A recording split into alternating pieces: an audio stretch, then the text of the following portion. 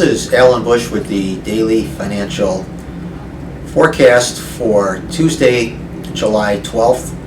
Starting out with the stock index futures, we are at new historical highs for S&P 500 futures. All of this linked to easier credit conditions from the Bank of Japan, prospects of more stimulus from the Bank of England as well, with the Bank of England having its policy meeting on Thursday. And there's a very good chance that at that meeting the Central Bank of the UK could ease credit conditions again. So it's the interest rate influence that is dominating, taking stock index futures substantially higher. Also, we have new highs for the year for the Dow futures. Also, we do have earnings season starting unofficially yesterday, and it is anticipated that earnings for the second quarter in the S&P 500 companies will probably decline somewhere in the area of 5.7%.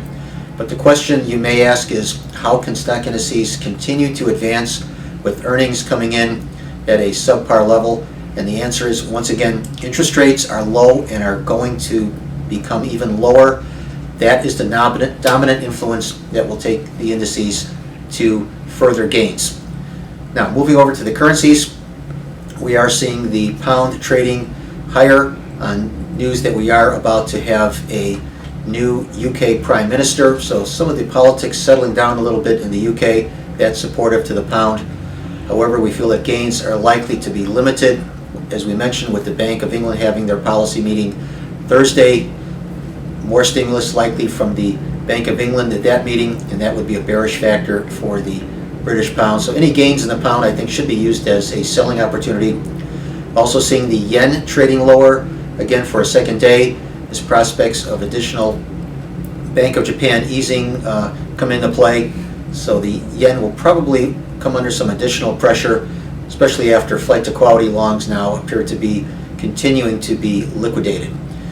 Also, we are seeing the Canadian dollar and the Australian dollar higher as energy prices advance. Crude oil now over $1 higher today.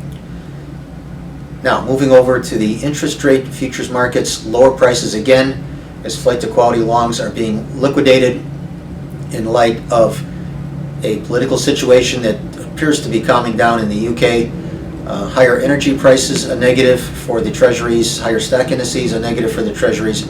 But I think ultimately we will find some support just a little bit lower in the credit markets as the longer term and more dominant bullish influence of low rates takes over. So look for some support here to just a little bit lower in treasuries, and then long term I think we can see a move to sideways to better across the board in the interest rate futures markets as interest rates stay very low.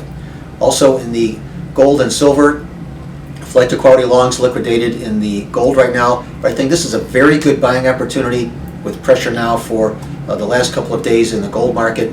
It will be the interest rate environment and more stimulus that is the dominant factor that takes precious metals higher, and the fact that flight to quality longs are being liquidated today is a short-term negative that will not persist. So any breaks in gold and silver should be viewed as a buying opportunity.